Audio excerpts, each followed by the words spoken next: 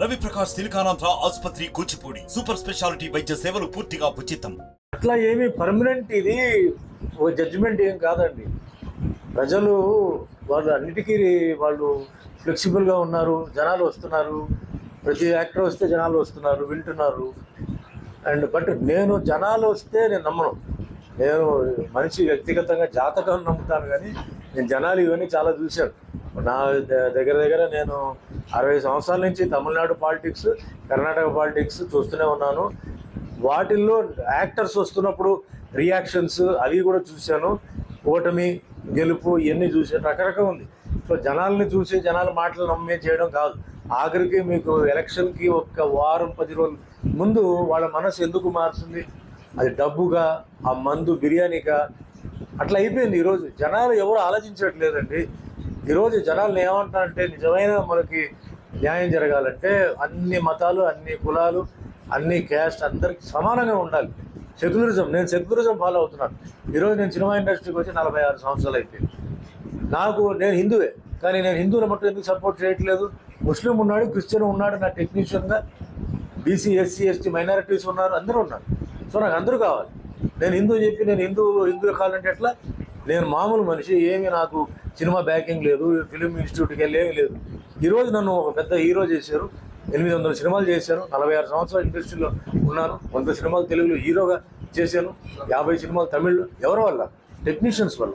ఆ టెక్నీషియన్స్లో, ప్రొడ్యూసర్స్, డైరెక్టర్స్లో హిందూ, ముస్లిం, క్రిస్టియన్ అందరూ ఉన్నారు. కాబట్టి నాకు అందరికీ న్యాయం జరగాలి, అందరికీ ఇది అవ్వాలి. సరే, ఈ పాయింట్ పక్కన పెడితే ఇప్పుడు ఈ మధ్య సినిమా ఆర్టిస్టులు ఎలా వస్తారు, ఎందుకు వస్తారు, ఎలా గెలుస్తారు? గెలిచారుగా. మరి వైఎస్ఆర్సీపీలో రోజా మరి గెలిచి మరి ఆవిడ మినిస్టర్ అయిందిగా. అవుతారు. ఆ టైము, సందర్భం, జాతకాన్ని బట్టి అవుతారు. అవ్వకూడదని ఏం లేదు, అవ్వాలని కూడా రూల్ ఏం లేదు. సీఎం అన్నప్పుడు అక్కడ తేడా వస్తుంది. మినిస్టర్, ఎమ్మెల్యే, ఎంపీ అవుతారు. సీఎం అవడానికి అదృష్టం కావాలి. చాలా అంటే నిజంగా రాజయోగం ఉంటేనే, అంటే ఒక ఎన్టీఆర్ గారికి, ఎంజీఆర్ గారికి ఆ విధంగా. దాని తర్వాత ఎవరికి రాలా. అంటే వాళ్ళకి అప్పుడు వచ్చిందంటే ఎన్టీఆర్ గారు ఏంటంటే ఆయన సినిమాలు, ఆయన పౌరాణిక సినిమాలు, ఆయన చేసిన వేషాలు, వ్యవసాయం సినిమాలు, ఫ్యామిలీ, ఒక ఇమేజ్, దాంతో ఆయన ఎంజీఆర్ గారు వచ్చారు. దాని తర్వాత మెల్లిమెల్లిగా జనాలకి అర్థమైపోయింది అసలు ఏంటది. ఇప్పుడు జనాలు చాలా హుషారైపోయారు. ఈరోజు సోషల్ మీడియా మీద, మొబైల్ ఫోన్లో మీకు గూగుల్ కొట్టేస్తే అన్నీ వస్తున్నాయి. నిజం, అబద్ధం అన్నీ వస్తున్నాయి.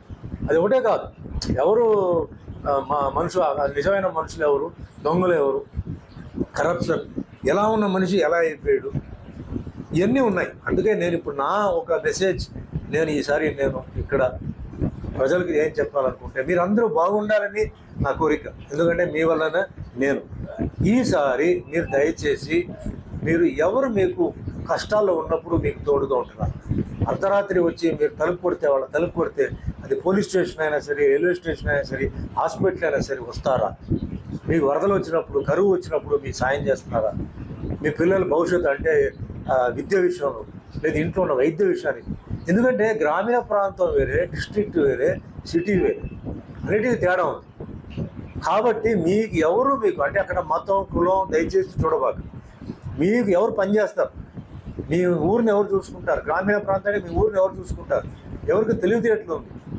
మీరు అందరూ వచ్చేసి మీరు ఏదో పార్టీ సీఎం అంటారు. మీరు సీఎం దగ్గరికి వెళ్ళగలుగుతారా? ఆడ వెళ్ళే గేట్ దగ్గర ఉంటారు మీరు. కానీ ఈయన్ని మీరు వెళ్ళి అడగచ్చు, ఏమయ్యా నాకు అది చేస్తా ఉన్నాం, ఏమైంది, చేసి పెట్టంటే చేసి పెడతాడు. కాబట్టి అది ఆడదైనా మగదైనా లోకల్గా మీకు అందుబాటులో ఉన్న ఒక కార్పొరేటర్, నేను చెప్పి కార్పొరేటర్, ఈ టైప్లో సర్పంచ్, వాళ్ళని ముందు మంచివాడిని గెలిపించుకొని హ్యాపీగా ఉండండి. మీకు రాజకీయం ఏం జరిగితే మీకేంటి, ఏ పార్టీ వస్తే ఏంటి, ఏ పార్టీ మీరు హ్యాపీగా ఉండండి. పిల్లల విద్య విషయం, మీ వైద్య విషయం, మీ ఆదాయం, మీ ఎంప్లాయ్మెంట్, మీ ఇల్లు, మీకు వరదలైన వచ్చినప్పుడు ఇబ్బంది, అంటే నేను చెప్పేది వ్యవసాయం వాళ్ళు, అది మీరు చూసుకోండి. కానీ మీకు ఎందుకంటే ఈరోజు పార్టీలో మారుతున్నారు. ఈ పార్టీ నుంచి ఆ పార్టీ, ఆ పార్టీ నుంచి ఈ పార్టీ, పదవియా, పైసానా, దేనికైనా అర్థం కావట్లేదు. ఇద్దరు అయితే చాలా ఆలోచించేవారు. పార్టీ గెలిచిన వెంటనే కొందరు అటు వెళ్ళిపోతున్నారు. పార్టీ వీక్ అయిపోతే పార్టీ మీద నమ్మకం ఒక 10% ఉంది. నాయకుడు అంటే ఆ పార్టీ నాయకుడి మీద, సీఎం మీద 10% అభిమానం, ప్రేమ ఇవన్నీ ఉన్నాయి. 90% అంతా వచ్చేసి డబ్బు, పైసా, పదవి, పవర్, ఇది కావాలంటున్నారు. తెలిసిపోతుంది కదా. లేకపోతే ఒకే పార్టీలో ఉండొచ్చు కదా, ఎందుకు మారుతున్నారు? ఇంతమంది మారుతున్నారు, మీరు చూస్తున్నారు. ఒక పార్టీ అంటే వీక్ అవుతుందంటే వెంటనే జంపు, ఏ పార్టీ బలం ఉందంటే వెళ్ళిపోతున్నారు. రేపు కూడా చూడండి, రేపు ఏ పార్టీ గెలుస్తుందో ఇదంతా దానికి వెళ్ళిపోతారు. అంటే ఏంటి అర్థం? వాళ్ళకి పైసలు కావాలి, పదవి కావాలి, పవర్ కావాలి, అంతే తప్ప ప్రజలు బాగుపడాలి, ప్రజలు బాగుండాలి, మనం ప్రజలతో పాటు ఉండాలి లేదు. అందుకని ఏం చెప్తాను, ప్రజలు కూడా రేపు పార్టీ గెలుస్తాయి కదా, ఆ ఏ పార్టీ గెలుస్తుందో ఆ పార్టీ గెలిపోయి మీరు మెంబర్షిప్ తీసుకోండి, సభ్యత్వం తీసుకోండి. మీరే అడగండి, నేను ఈ పార్టీ రూలింగ్ పార్టీ మెంబరే, నాకు అది కావాలి, నాకు ఇది కావాలని చెప్పండి. తప్పే ఉంది, మారిపోయింది, జరుకులా కాదు. ఇంకోటి ఏంటంటే, ఇప్పుడు బీజేపీ పార్టీ అన్నప్పుడు, అంటే ఉదాహరణకి నేషనల్ పార్టీ గురించి మాట్లాడుతున్నాం. బీజేపీ పార్టీ అన్నప్పుడు అది ఒక హిందూ పార్టీ అని అంటున్నారు. వాళ్ళేమో లేదు, మేము హిందువులు కాదు, మేము ముస్లిమ్స్ క్రిస్టియన్స్ కూడా మేము అందరికీ చేస్తున్నాం అని చెప్తున్నారు. కానీ ఎక్కడ జరగట్లేదు, వాళ్ళు చెప్పింది చూపించట్లేదు. చూపించండి, మీరు హిందూ పార్టీయే కాదు, మీరు Muslim, Christian, Sikh, Parsi, Jain, Buddhist అందరికీ మీరు న్యాయం చేస్తారని చూపించండి. అలాగే కాంగ్రెస్ మేము అందరికీ మేము వచ్చి చేస్తున్నాం, ఎక్కడ లేదు. ముస్లిమ్స్ క్రిస్టియన్స్గా చేస్తున్నారని చెప్పి బయట కంప్లైంట్ ఉంది. మీరు కూడా హిందువులు చేయండి. నాకు తెలిసిన వరకు ఏ మతం, కులం ఇలాంటి లేకుండా హ్యాపీగా ఉన్న ఏకైక పార్టీ కమ్యూనిస్ట్ పార్టీ. కమ్యూనిస్ట్ పార్టీకి దేని మీద నమ్మకం లేదు. వాళ్ళు ఎంతసేపు పోరాటం, ఎంప్లాయ్మెంట్ ప్రాబ్లము, అందరూ బాగుండాలి, న్యాయంగా ఉండాలని చెప్పేసి వాళ్ళ ఒక ఎజెండా. కాబట్టి అదే ఎజెండా ఫాలో అవుతున్న వాళ్ళు చేయండి. లేదు మాకు ఇదే కావాలి అనుకుంటే మీరు చేయండి. అంటే ఈరోజు ఇంకా ఎలక్షన్కి ఇంకా అంటే పోలింగ్కి ఇంకా 1 month ఉంది. ఇప్పుడు ఏప్రిల్, ఈరోజు 12, మే 12, 13, 14కి వస్తున్నాయి. నా లెక్కన ప్రకారం ఏంటంటే బీజేపీకే ఎక్కువ వస్తాయి అని ఓవరాల్గా తీసుకున్నప్పుడు. కానీ బీజేపీ పార్టీని కంట్రోల్ చేసేది, బీజేపీ స్టీరింగ్ తిప్పేది, బీజేపీని అలా కంట్రోల్లో పెట్టేది ఐఎన్డిఏ పార్టీ అవుతుంది. పేరుకి బీజేపీ సీట్స్ అన్నీ వస్తాయి వాళ్ళకి ఎందుకంటే వాళ్ళకే కనపడుతున్నాయి, ఎక్కువ ఉన్నాయి. కానీ అవన్నీ కంట్రోల్ చేసేది ఎవరంటే వీళ్ళే కంట్రోల్ చేస్తారు. ఇది నా ఒపీనియన్ అండి, పర్సనల్ ఒపీనియన్. చాలా కారణాలు ఉన్నాయి. ఎందుకంటే మళ్ళీ అదే పాయింట్కి వస్తున్నాం. ఈ కమ్యూనిటీ, హిందూ కమ్యూనిటీ దీని మీద, వాటి మీద ఏంటంటే వాళ్ళు కొంచెం వేరే, అంటే క్రిస్టియన్, పార్సీ, సిక్, అంటే నార్త్ ఇండియాలో చాలా ఉన్నాయి. సౌత్లో మనకి ఏంటంటే హిందూ, ముస్లిం, క్రిస్టియన్, సిక్ పార్టీ, అంటే మన మీరు గురుద్వారా అంటారు కదా, సింగ్ వాళ్ళు. కానీ అవతలకి వెళ్తే పార్సీ కమ్యూనిటీ ఉంది, జైన్ కమ్యూనిటీ ఉంది, బుద్ధిస్ట్ కమ్యూనిటీ ఉంది, చాలా ఉన్నాయి, మనకు తెలియదు. వాళ్ళు ఇదవుతారు, వాళ్ళందరూ ఏకమై వాళ్ళు వచ్చేస్తున్నారు. 99% వచ్చేది బీజేపీ పార్టీ. ఎందుకంటే డెవలప్మెంట్, తర్వాత భారతదేశాన్ని ప్రొటెక్షన్ ఇచ్చింది.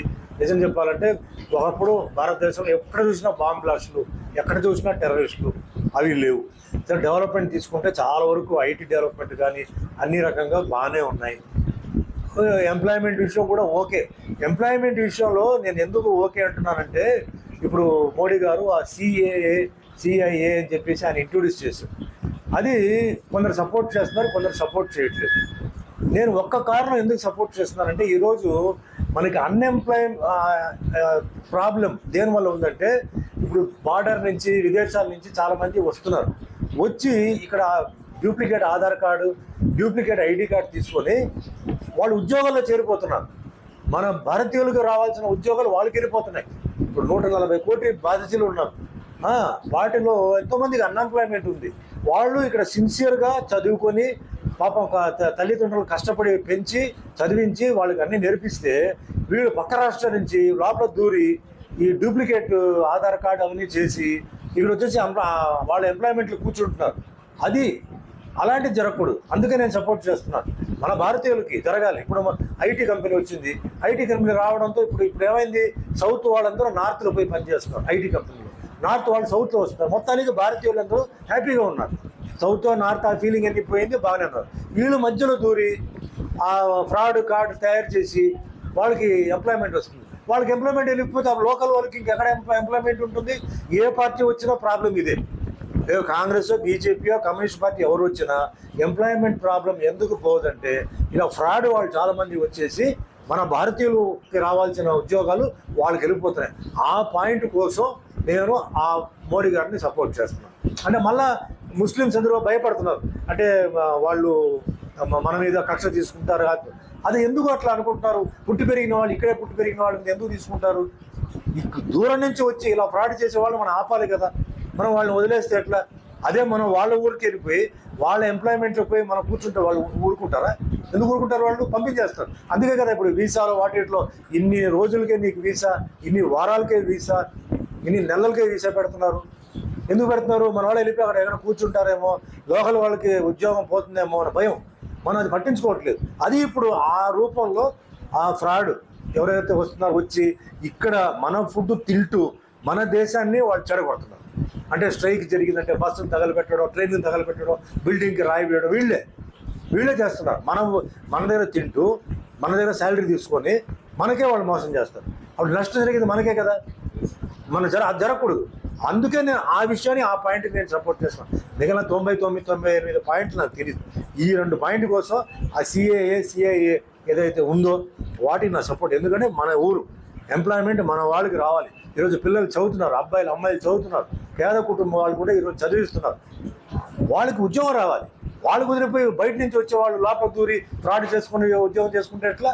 అది జరగకూడదు, మనం జరగనివ్వకూడదు. అంటే గవర్నమెంటే కాదు, మనం కూడా వదలకూడదు. వాళ్ళు ఏదో వచ్చి వేరే ఏదైనా వాళ్ళు వ్యాపారం చేసుకుని వెళ్ళిపోవాలి.